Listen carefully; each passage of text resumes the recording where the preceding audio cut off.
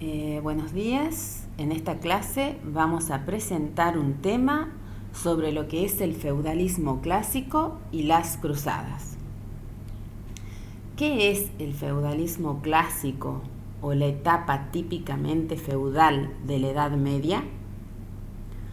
Lo constituyó un periodo de tiempo que comprendió desde la era de Magno hasta la época de las cruzadas, es decir, desde los siglos IX hasta el siglo XIII.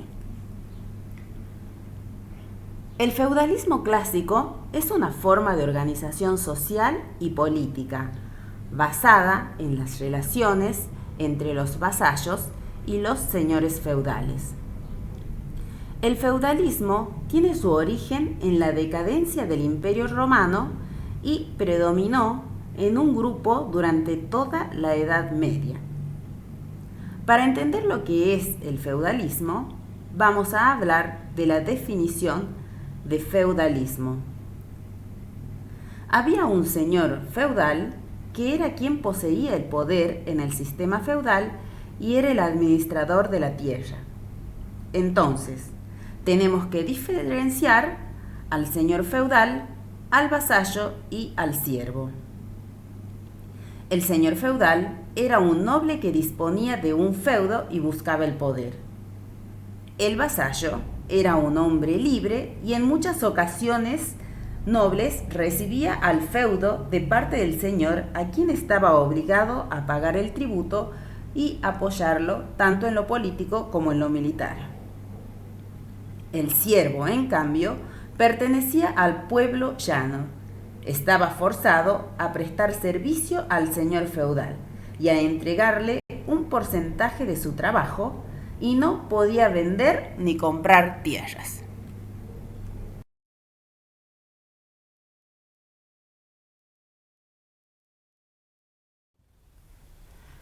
Con esta imagen de la pirámide social de la Edad Media, vemos los diferentes niveles de la monarquía. El régimen vasálico, entre señor y vasallo, se extendió por toda la sociedad medieval, siendo el rey el primer elemento de la pirámide.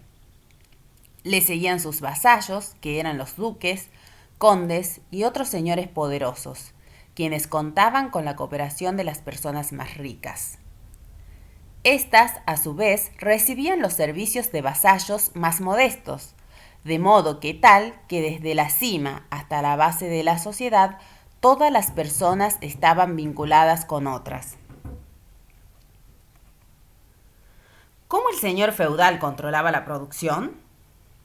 El producto dependía personalmente del señor feudal, que era el que iba controlando y dividiendo la producción. El señor feudal, de cual dependían personalmente los productores directos, era considerado dueño de todas las tierras dedicadas a la producción agrícola. El productor directo dependía de un lote de tierra que constituía su hacienda. A la producción agrícola se aplicaba el trabajo de los campesinos y se empleaban en ellas sus instrumentos de trabajo. Los campesinos invertían en trabajo adicional y creaba producto adicional para el señor feudal.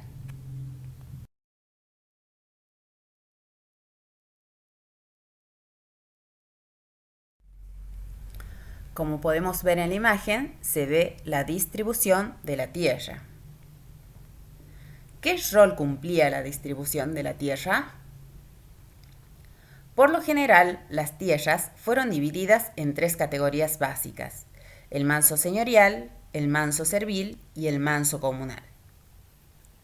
Cuando hablamos de estas categorías, hablamos de el manso señorial, que correspondía a la mitad de las tierras cultivables en todo el feudo.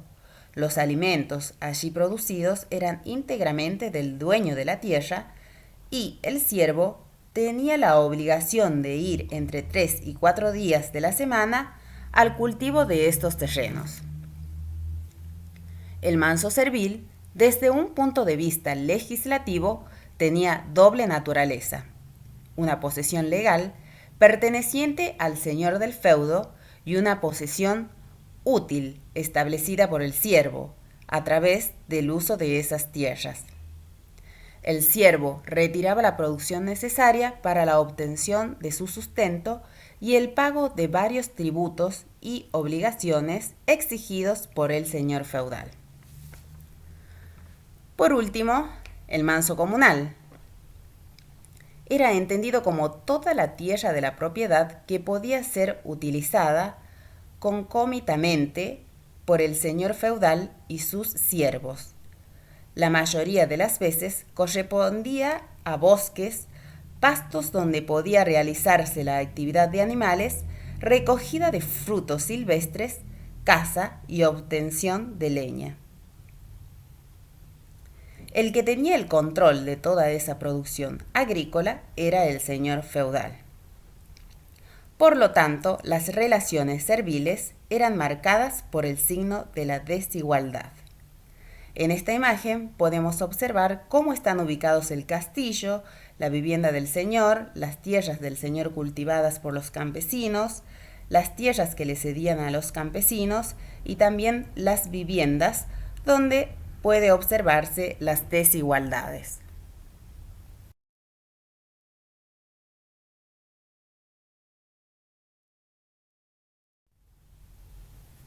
Las cruzadas fueron muy importantes para recuperar los territorios perdidos. En la ilustración se ve la toma de Jerusalén por las cruzadas. Se pueden observar unos barcos, ya que las cruzadas tenían la posibilidad de ir de Europa a Tierra Santa por mar o por tierra. Cruzada por la cruz que llevaban las personas en esas expediciones militares, que se proponían tomar Jerusalén y recuperar los lugares sagrados. El objetivo proclamado por el Papa era recuperar el Santo Sepulcro de Jesucristo, que había caído en las manos de los turcos. Al ser Jerusalén y sus alrededores de carácter sagrado, tanto para los cristianos como para los musulmanes, los creyentes de ambas religiones se enfrentaban con gran fervor para proteger sus ideales, su fe y su lugar.